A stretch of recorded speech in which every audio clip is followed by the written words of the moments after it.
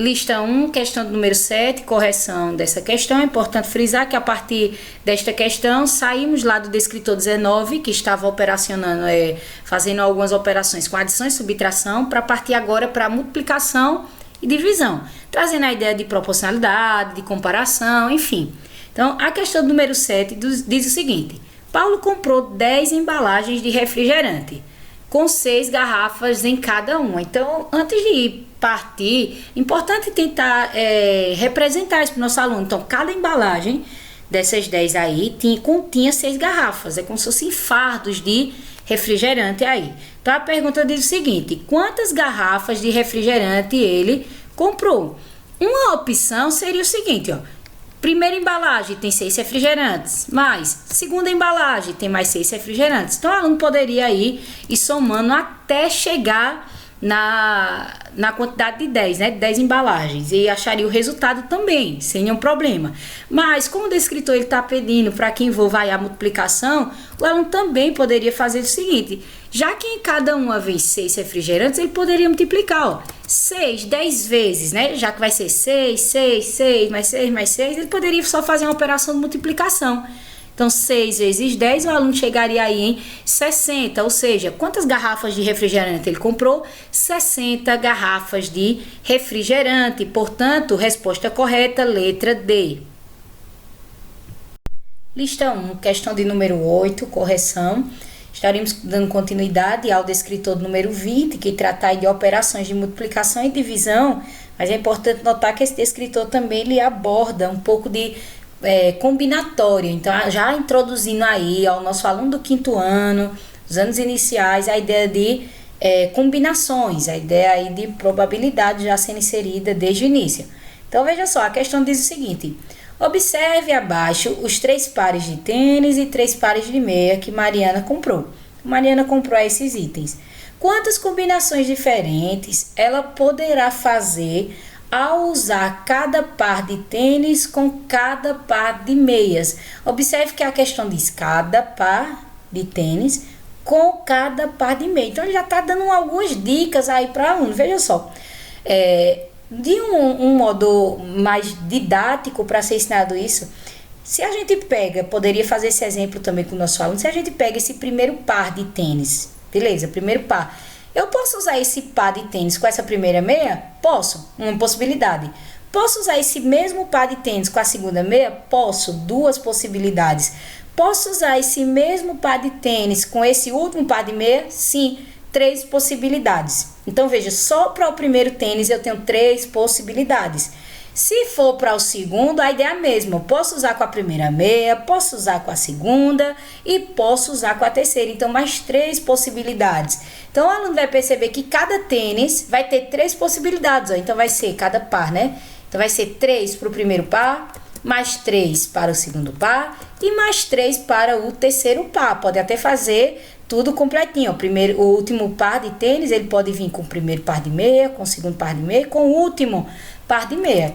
Ou pode ser direto esse cálculo. Como seria? Tenho aí a junção, a combinação, preciso combinar, né? Tênis com meia, e eu tenho 3 itens de cada um. Eu tenho 3 pares de sapato e 3 pares de meia. Então, a gente pode fazer uma multiplicação direta, ó. 3 vezes 3. Tanto em uma operação como na outra, o resultado é 9. Então, veja que não há diferença, são apenas estratégias diferentes de resolução. Então, para essa questão, nosso aluno poderá marcar aí letra C e acertar a questão, ou seja, dá para fazer aí 9 combinações com esses itens.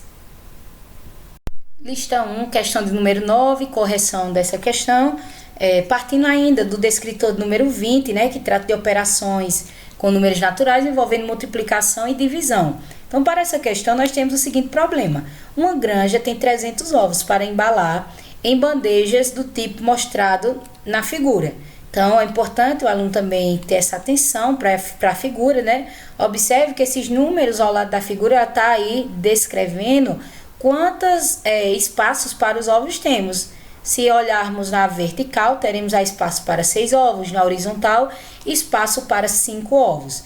Então, a pergunta é o seguinte: o número de bandejas que vai ser necessário para embalar todos os ovos temos um total aí de 300 300 ovos. Então, inicialmente, é importante o aluno entender quantos ovos ele vai conseguir aí ter na primeira bandeja. Então, uma das formas de resolver isso aí é utilizando realmente o produto, a multiplicação, né? Então, ele pode fazer 5 vezes 6. Lembrando lá a ideia diária também, pode fazer esse link. Então, o aluno vai perceber que em cada bandeja, multiplicando 5 vezes 6, os valores dados ali na figura. Então, ao fazer essa multiplicação, ele vai perceber que em cada bandeja cabem aí 30 ovos. Então, para resolver aí a quantidade de bandejas que ele vai ter que utilizar para colocar esses 300 ovos, ele pode fazer o seguinte, ó. Se são 300 ovos e cada bandeja cabe em 30 ovos, ele pode fazer uma divisão. Dividir 300 por 30. Ao fazer isso, o nosso aluno aí chegará no resultado de 10. O que quer dizer esses 10? Quer dizer que a quantidade de bandeja.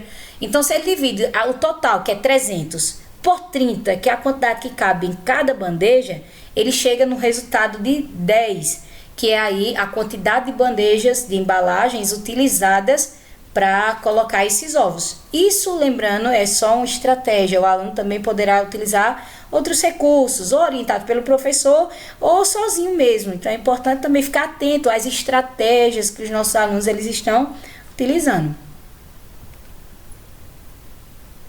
Lista 1, correção aí da questão de número 10, ainda com o descritor de número 20, utilizando a estratégia de multiplicação e divisão.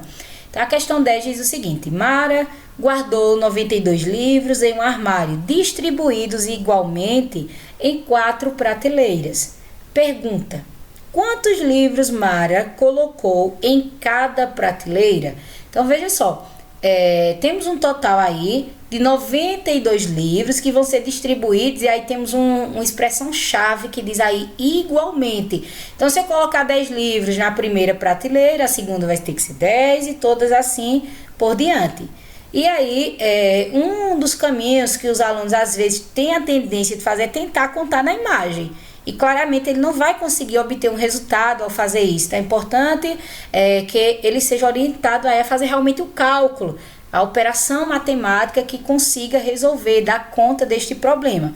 Então, vejam só, se temos apenas 4 prateleiras, se eu pego 92, que é o total de livro, e divido para 4, já que são apenas 4 prateleiras, eu vou ter o resultado aí da quantidade de livros que estará em cada uma delas. Ao fazer essa divisão, o aluno chegará aí ao resultado de 23.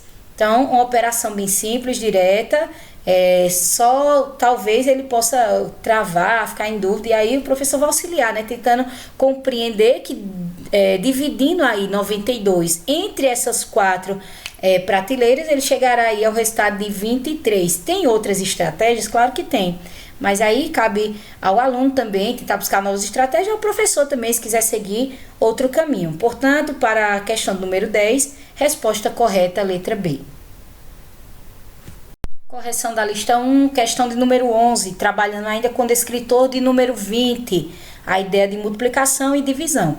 Questão 11 nos diz: o trem abaixo pode transportar 120 passageiros. Observe que isso é o total, né, que o trem comporta.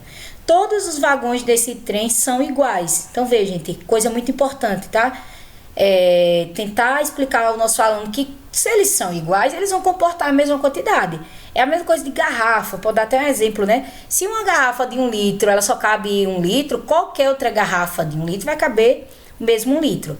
É só um exemplo que pode ajudar aí na compreensão. Então, cada vagão, já que são iguais, eles só podem comportar a mesma quantidade de pessoas. Então, a quantidade que tiver no vagão 1 vai ser a mesma do 2, vai ser a mesma do 3 e assim por diante nesses 5 vagões. Então, a pergunta é o seguinte: quantos passageiros, olha agora a pergunta, cabe em cada um desses vagões?